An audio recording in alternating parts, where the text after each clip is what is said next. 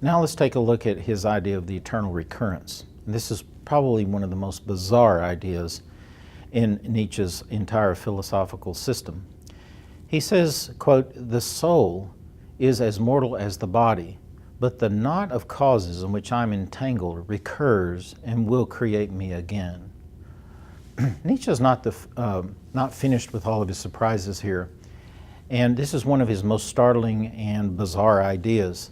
The eternal recurrence, or sometimes called the eternal return, can puzzle and mystify many people. History occurs eternally, as if it was kind of like an hourglass that was turned over and over and over eternally. Everything that happens has already happened in the past and will happen again in the future eternally. So nothing can change with each recurrence, but must circle around precisely the same in each reiteration. So a kind of inexorable fate is going to rule here. This is his overarching view of history, by the way, but it also explains our own personal life.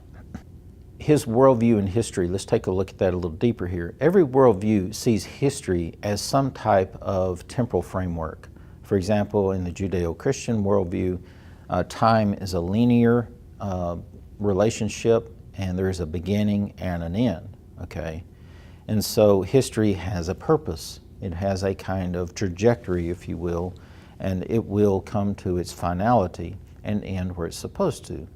And that makes sense in that worldview because there is a divine being, God, behind this whole trajectory, okay? But for Nietzsche, the time doesn't move in a line. It moves more or less in a kind of a cyclical way. Now, of course, we see cyclical time all the time with the years, with the coming and the going of the seasons. But we do plug those cycles into a longer framework. But now just zoom back to the cosmic level and think about the whole cosmos itself. Nietzsche thinks that the whole cosmos is in some grand cycle, if you will, and that everything is going to recur over and over and over again, okay? And so this is kind of like the cyclical theory of history on steroids. So atheists like Marx and Nietzsche do sometimes see a purpose in history, and this is something that I think Nietzsche was grasping for here. He was trying to find some purpose in history. Marx, it's not too hard to see at all. He believes that history has some type of classless society, some utopia that's at the end of history where government's going to fade away. And Nietzsche also hopes for history to lead to a higher stage of evolution for humans, the Übermenschen, a kind of new stage of evolution. And so he too sees that history is going to have some type of trajectory, but it is going to be in some grand cycle. So he goes further with this history in his doctrine of the eternal recurrence, and he seems to be reaching for some type of a natural transcendence, a way, now that he's severed all transcendence with Plato and theists and any type of God, he's trying to come up with a kind of a naturalistic form of transcendence. To merely imagine this idea can kind of evoke a kind of eerie and mystical world of an ever-recurring events. Think of this as the hourglass of eternity. He says, quote, "The eternal hourglass of existence is turned upside down again and again, and you with it, speck of dust." So he kind of asks us to envision ourselves as a grain of sand in an hourglass. And every time that our grain of sand falls through the neck, our life occurs. But then, eventually, the hourglass is turned over, and our grain of sand falls through again. And each time your life falls through, it happens exactly the way it happened before. Now, which iteration of your life are you in right now? No one knows. It's an infinite, eternal cycle going backwards and an infinite, eternal cycle going forward. So contemplating this type of eternal or infinite series can almost exhaust our mental capacities. But imagine your life as you now know it, as it has already happened an infinite number of times in the past and will occur an infinite number of times in the future. But now, every time it occurs, it occurs precisely the same way, down to, what clothes you wear on every day, every little thought, everything occurs necessarily the way it did before. And so you're caught in a kind of infinite feedback loop where everything occurs exactly the same. But he sees this as what we might call today as a kind of a life hack, if you will, all right? I know it sounds like something from a Twilight Zone episode, and there are some people today who actually believe something like this, that this is true.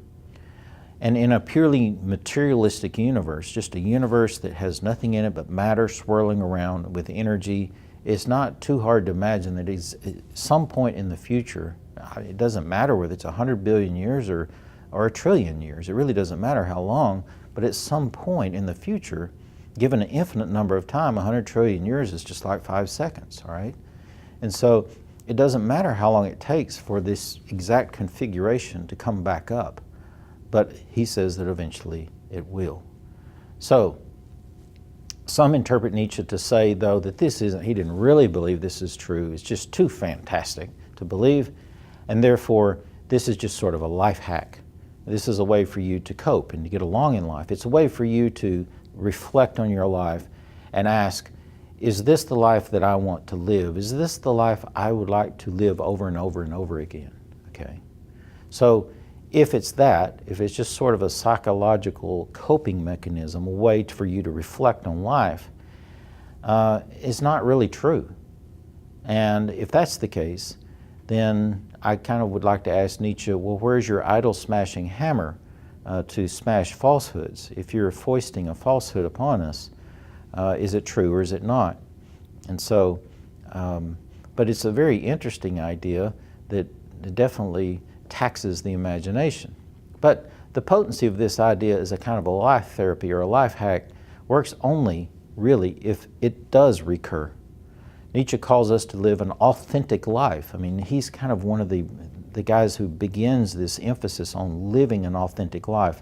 He will engender the existentialist movement, who puts a lot of emphasis on that, to live authentically. So authenticity becomes a major theme in the 20th century, especially among Nietzschean-inspired existentialists in the 1960s and thereafter. The idea is to live this life now as if you would live it over and over and over again, and be honest, okay?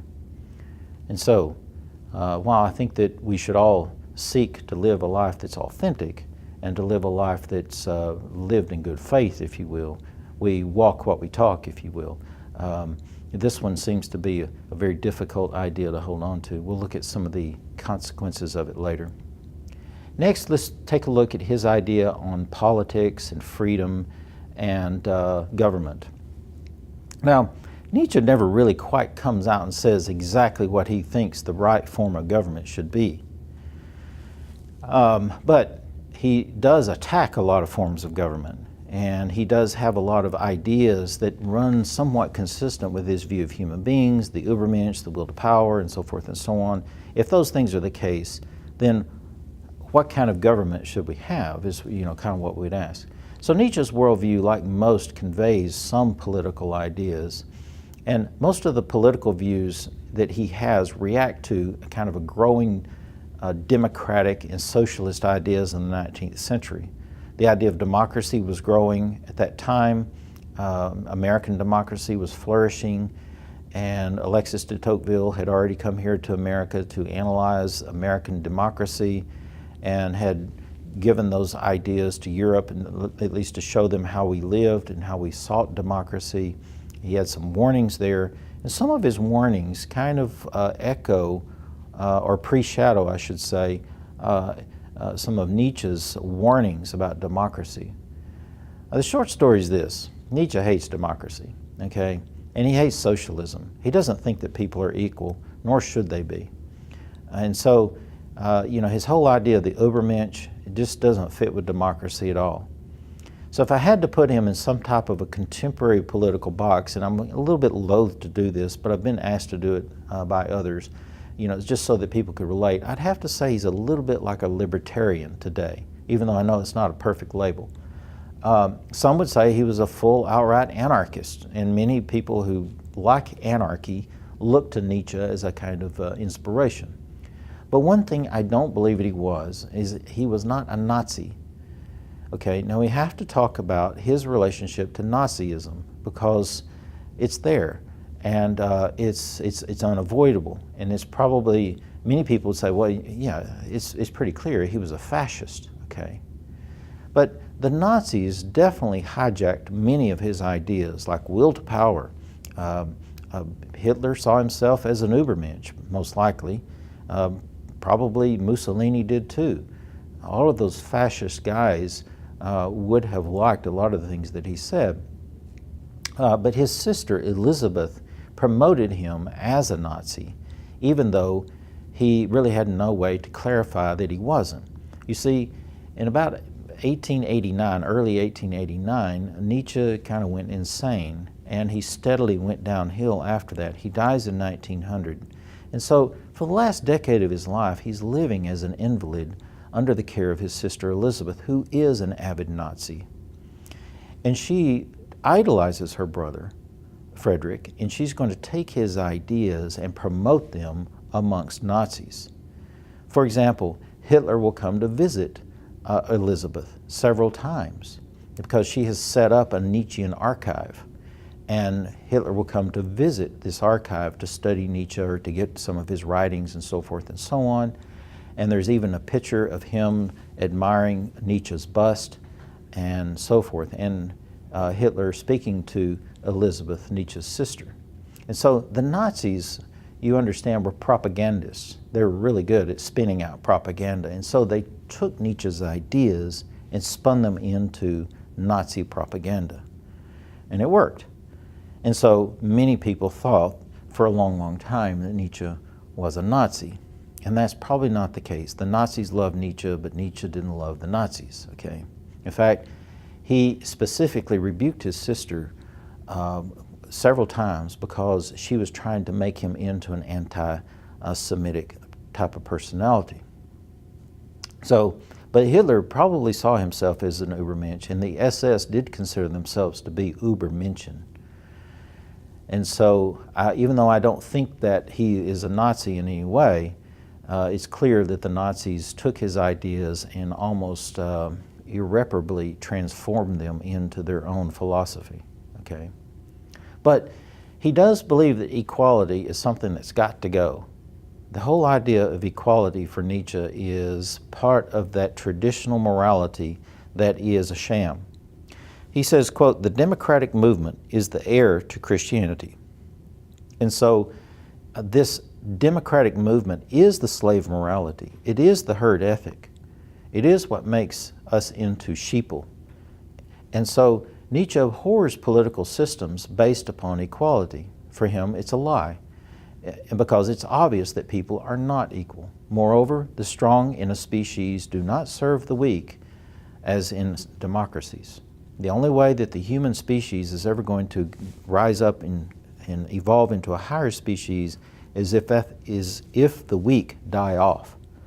Okay, and there's a little bit of a relationship here to Malthus, as we mentioned in the last lecture, even though there's no actual connection between Nietzsche and Malthus's ideas. But the democratic movements appeal to God for an equal human nature. And so, for example, in American democracy, it was long held and long said, many speeches and so forth and so on, that what makes us equal is the image of God within us. So he sees the rise of democracy as simply the secularized form of Christian values. So it's like the secular world took Christian values, put them into the secular world, and then took God out.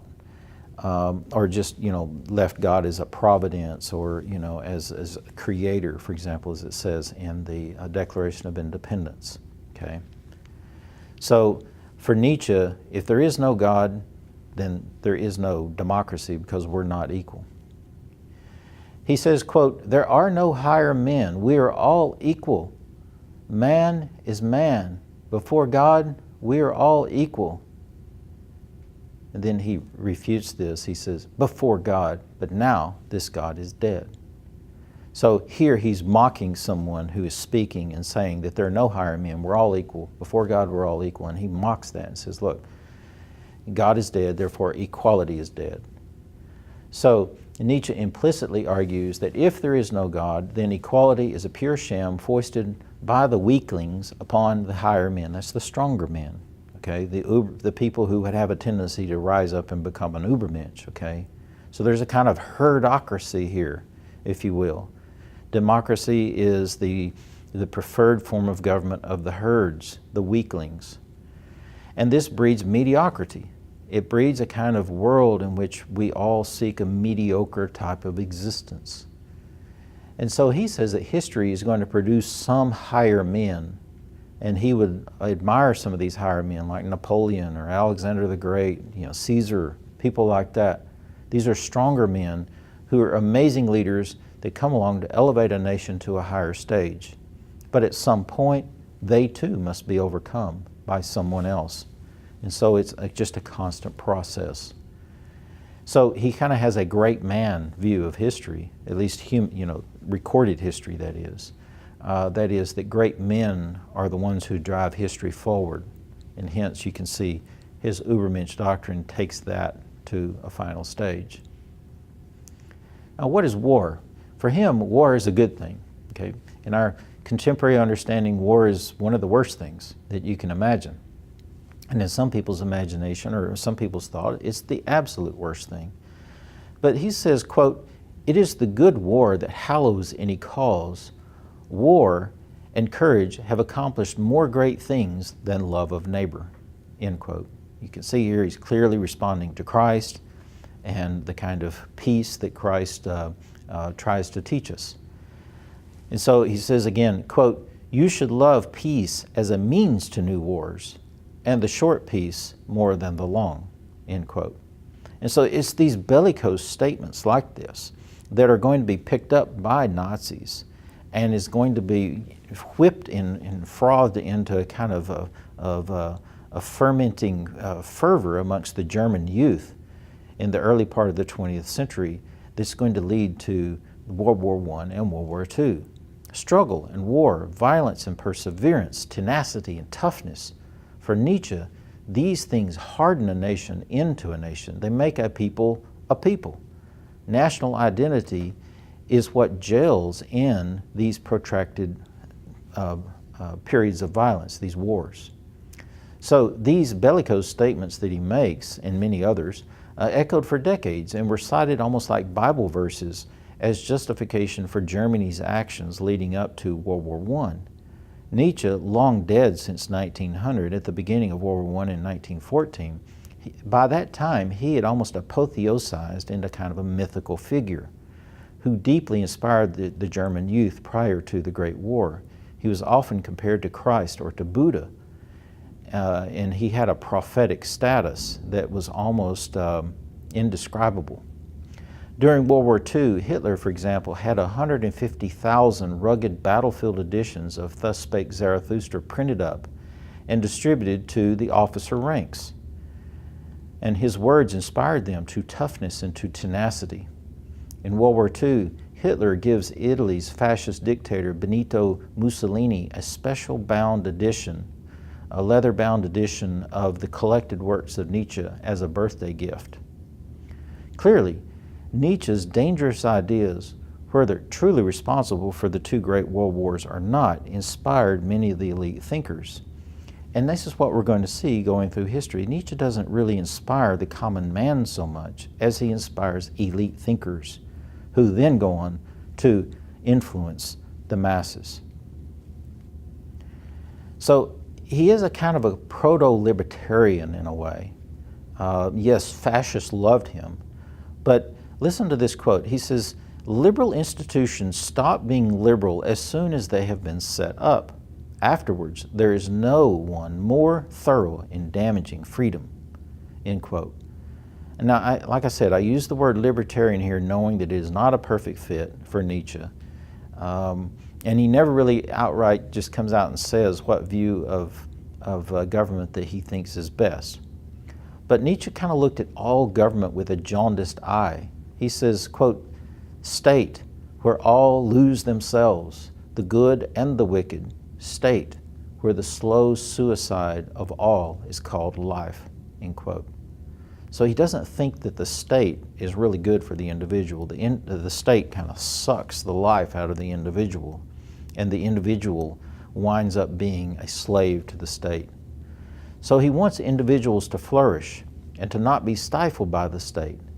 Today, for example, most Americans, we live under 4 tiers of government, from the federal government, state government, local county government, down to the city government. And each of these has vast and expensive institutions that must be paid for by taxes and drain us a lot of our strength and our wealth. Well, much of it is there for security. We know that. It's to protect us. Nietzsche would say, right, you're just buying right into the herd-like mentality, okay?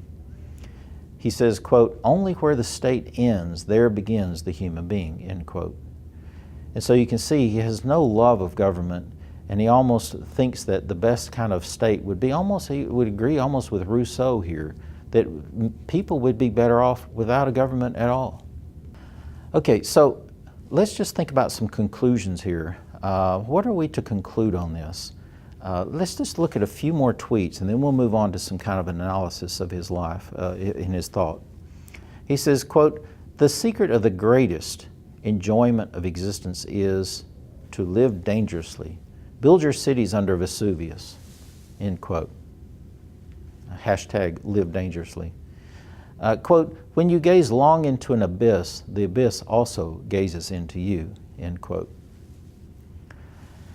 Quote, in truth, there was only one Christian, and he died on the cross, end quote.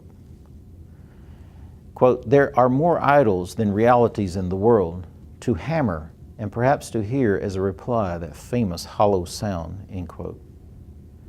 And here's one that to many people exemplifies some of his megalomaniacal thinking. He says, quote, I know my destiny, something formidable. I am no man, I am dynamite, end quote. And then, quote, madness is something rare in individuals, but in groups, parties, peoples, and ages, it is the rule. So Nietzsche, his style was very aphoristic, as they say. He didn't have like long sustained treatises, anything like what some of the classic philosophers had. He had flashes of insight, he would write on that, and he may write, another flash of insight and so forth and so on, but it was more aphoristic than it was systematic.